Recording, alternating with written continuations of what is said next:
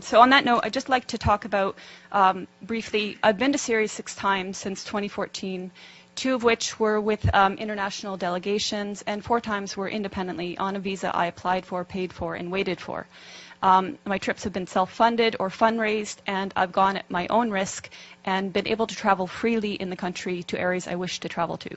I've been many times to Homs, to Malula, to Latakia, Tartus, Siath, Sweda, and again Aleppo 4 times. And I mention these because I think it's important people realize I have, wherever I've gone, I've spoken in Arabic to the people I'm speaking with. What Donna, what Sarah have said, that the people support their army and government is absolutely true. Whatever you hear in the corporate media is the complete opposite. And on that note, what you hear in the corporate media, and I will name them, BBC, Guardian, New York Times, etc., on Aleppo is also opposite of reality. Aleppo since 2012 has been inhabited by different terrorist factions, among them al-Nusra, among them the so-called Free Syrian Army, which has committed the same heinous acts of terrorism as al-Nusra, as ISIS, as Ahrar al-Sham, as Nuruddin al-Zinki, which beheaded a 12-year-old Palestinian child and somehow is still deemed moderate. Since 2012, these areas of Aleppo, which have now recently been freed, their occupation by these terrorist factions has meant the greater Aleppo, the 1.5 million plus population of greater Aleppo have suffered sieges, denying them food and medicine.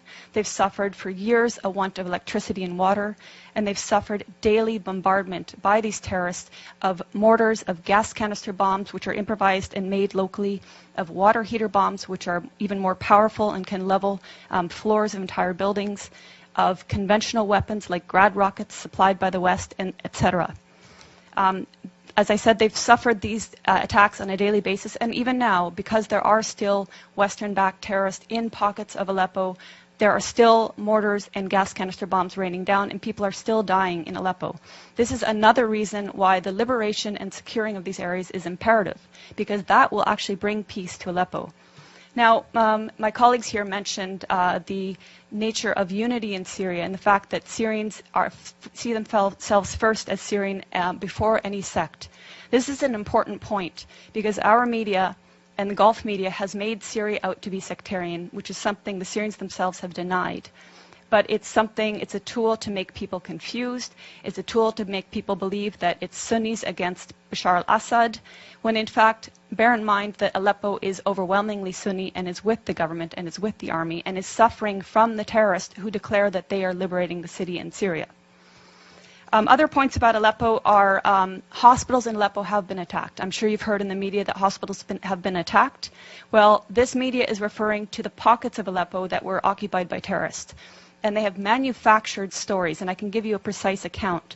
In April of this year, there was a hospital called the Al-Quds Hospital, which in a concerted effort, all media said was attacked and targeted and badly damaged by either the Syrians or the Russians. In fact, the Russians had satellite imagery showing that this hospital was in the same shape that it was in October 2015. No difference. Therefore, it was not attacked. Months later, The Guardian, which is a prominent British newspaper, actually said the Al-Quds hospital that it had alleged months prior to be attacked and destroyed was treating victims of so-called chemical weapons attacks. So even the media that is lying is inconsistent in their lies. But there have been hospitals attacked. I went to the Al-Dabit hospital, which is in Aleppo City. It's a maternity hospital. It was attacked on May 3rd, and 3 women were killed. You would think this would be something raised at the UN or by so-called human rights groups, but it was not. In December 2013, the Kindi Hospital was attacked and destroyed. It was the largest and best cancer treatment hospital in the Middle East. It was destroyed by al-Nusra terrorist truck bombings. And in fact, in recent media reports on Aleppo, again alleging Syrian or Russian strikes on hospitals, Fox News actually had the audacity to use a photo of Al-Kindi Hospital and allege that this is in eastern areas of Aleppo and that this hospital had been attacked by Syrian or Russian strikes. This goes to show how much the media has been lying from the very beginning about Syria and continues to lie. When I went to Aleppo, I spoke with the Aleppo Medical Association. They comprise 4,160 active and registered doctors. More lies in the media have said the last doctor in Aleppo, the last pediatrician in Aleppo. Of these over 4,000 doctors, 800 of them are specialists. So you can see that when the media talks about Aleppo, it's talking about areas that were occupied by terrorists. and it's completely negating the suffering and the will of the Syrian people in Greater Aleppo. When I was in Aleppo in July, I got a taste of some of the bombings by these terrorist factions. There was an explosion about half a kilometer away at Hatat Baghdad, and I don't know how many people were killed that day, but it was close enough that it was a massive plume of smoke. About 5 minutes later, an explosive bullet fired from an area occupied by terrorists landed about 15 meters away from where I was. If it had hit parked cars, I wouldn't be here speaking. A day later, a good friend of mine, his mother was killed by one such explosive bullet. So this is just a small taste of what people are suffering on a daily basis. In November, when I was there with a delegation of Western journalists, including from the New York Times, LA Times, BBC, etc., on November 3rd, there were a series of attacks throughout the day with Grad missiles, explosive vehicles, and other explosive bullets and snipings. By the end of the day, 18 people, civilians, were murdered and over 200 were injured, including critically. We were at the Al-Razi hospital, which is one of the main hospitals, and we saw the maimed people pour in. And this was just one day of many of endless days in Aleppo. On November 4th, we were at the Castello Road humanitarian crossing. This was a day that was meant to allow the people in eastern areas of Aleppo that were inhabited by terrorists to evacuate. And this was not the first time. On prior occasions, the Syrians and the Russians had opened 8 humanitarian corridors to enable people to leave. These were attacked by terrorist factions heavily. Even that day on November 4th, the Castello Road crossing was attacked, twice with mortar shelling when we were there and 5 times afterwards. Clearly, there has been political will and intent by the Syrian government and its Russian allies to enable civilians to leave, to minimize any sort of loss of human life. Clearly, the terrorists that declare themselves liberators of Syria do not want people to leave. They've been holding civilians hostage. And if you're following reports that are not BBC and that are not New York Times, you will see countless testimonies of civilians, of the 100,000 civilians who've been liberated the last week, saying, thank God for the Syrian Arab army that liberated us, and the terrorists were hoarding food. They were preventing us from having food. This is all documented.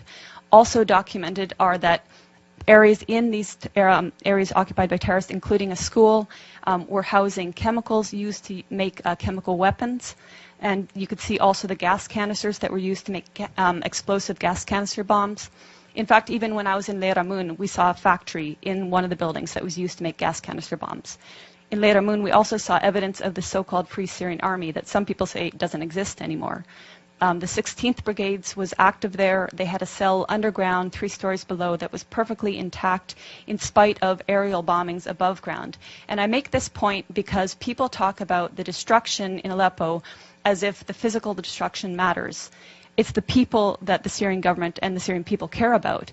And the destruction in areas occupied by terrorists occurs because the terrorists are bunkering below ground, come up above ground, fire their bombs on civilian populations, and go back below ground. So I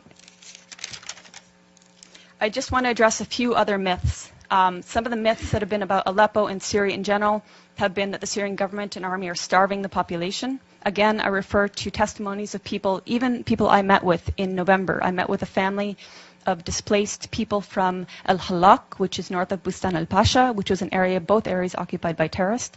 At that time, when I met them on November 10th, he told me that they had fled along with about 40 others on about 20 days prior, and that they had tried twice prior to flee, but they were prevented violently from doing so by the terrorists that inhabited those areas. This is the case. These are the testimonies coming out of Aleppo now. People saying, we tried to flee, they wouldn't let us, they shot at us. There are also videos showing people who did manage to flee coming under fire and the Syrian army actually protecting them, acting as human shields. So that's to say that what we've been hearing in the corporate media is not depicting an accurate image of what's happening in Aleppo. The corporate media is saying that the Syrian army is attacking people, and until today, the corporate media is maintaining this, even though the exact opposite is true. I would ask you to follow the voices of people in Syria who, like my colleagues here said, they want you to speak the truth. They're tired of lies. They're very well aware of the lies that our media is purporting and that our human rights groups are purporting. They want an end to the violence. They don't want this war to continue. They didn't ask for this war. But as my colleagues stressed, Syria is a sovereign nation. It has the right to fight against terrorism. And we know that 101 of 193 UN member states have sent terrorists to Syria to slaughter and destroy. So Syria is fighting a war against terrorism. It's winning in Aleppo, and hopefully either the terrorists will accept a deal to be transported out of Aleppo, hopefully they will participate in the musalaha, the reconciliation, will lay down their arms, will take the amnesty offered to them by the government, and which has been taken by thousands of former militants. And hopefully, above all, the U.S. will stop supporting terrorism and stop funding terrorism. And hopefully this new bill will take fire, will be supported, and actually it will be impossible to fund and armed mercenaries from FSA, Ahrar al-Sham, Nuruddin al-Zinki, and all the colors in between, because they're all the same terrorists. Yeah, thank you. Thank you, Eva. Very informative. Thank you very much. Now we are open to questions, if there are questions. The gentleman in the back. Thank you very much. I'm Christopher Ronneberg with the Norwegian newspaper Aftenposten. A question for, or two questions for Ms. Bartlett here. As a journalist, I'm sure you can appreciate getting other impressions than empirical impressions from the ground. When you talk about the Syrian people and what the Syrian people want, how can you quantify that? Do you have any independent surveys where you can actually document that? And secondly, you talk about the corporate media, the Western media, the lies, and all of this. Could you explain what you think might be the agenda from us in the Western media, and why we should lie, why the international organizations on the ground should lie, why we shouldn't believe all these absolutely documentable facts that we see from the ground, these hospitals being bombed, these civilians who are talking about the atrocities that they have been experiencing. How can you justify calling all of us liars? Sure. Thank you. I mean, there are certainly honest journalists amongst the very compromised establishment media. Let's start with your second question. So, international organizations on the ground. Tell me which ones are on the ground in eastern Aleppo. Yeah, okay, I'll tell you, there are none. There are none. These organizations are relying on the Syrian Observatory for Human Rights, which is based in Coventry, UK, and which is one man. They're relying on compromised groups like the White Helmets, which, let's talk about the White Helmets. The White Helmets were founded in 2013 by a British ex-military officer. They have been funded to the tune of $100 million by the US, UK, and Europe, and other states. They purport to be rescuing civilians in eastern Aleppo and Idlib, yet no one in eastern Aleppo has heard of them. And I say no one, bearing in mind that now 95% of these areas of eastern Aleppo are liberated. The White Helmets purport to be neutral, yet they can be found carrying guns and standing on the dead bodies of Syrian soldiers. And their video footage actually contains children that have been recycled in different reports. So you can find a girl named Aya who turns up in a report in month, say, August, and she turns up in the next month in 2 different locations. So they are not credible. The SOHR is not credible. Unnamed activists are not credible. Once or twice, maybe, but every time, not credible. So your sources on the ground, you don't have them. As for your agenda, not your, but the agenda of some corporate media, it is the agenda of regime change.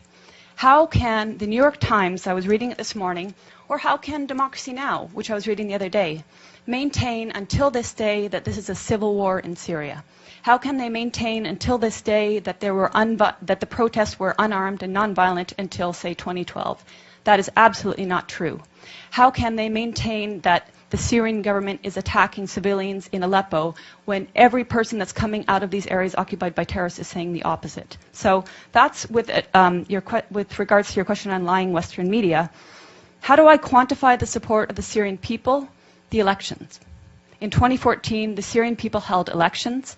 the voter turnout was 88%, including people in Lebanon where I was during the elections in Lebanon, which were actually ran for 2 days, extended hours, people walking for kilometers to reach the embassy, including people who flew from their own countries like mine, which has criminally shut the Syrian embassy so that Syrian people have no rights, and including people within Syria who braved a torrent of terrorist mortars and missiles on election day. And yet, voter turnout rate was something like 88%, I believe. And then the election, the results were 78, I believe. I think Tim Anderson gives you the opposite. Okay, I might get the turnout wrong. So the results. 74 was the participation. 74 participate, 88. Was the vote. Okay. Anyway, the point being, overwhelmingly, the people support President Assad. That's based on elections, based on my own travels. Okay, so that's subjective. But as I said, I've traveled around Syria, talked with people of all faiths, all walks of life, and there are people that want change in the government. We're not pretending they don't want change. Everybody wants change. But in terms of support of the government, the point is they don't see President Assad as the problem. They see the problem as terrorism. They see elements of problems in the system that they have there. But President Assad, they don't see as the problem. They actually overwhelmingly support him. So I'm basing it on their choice in their leader, and I'm basing it on my interactions with people.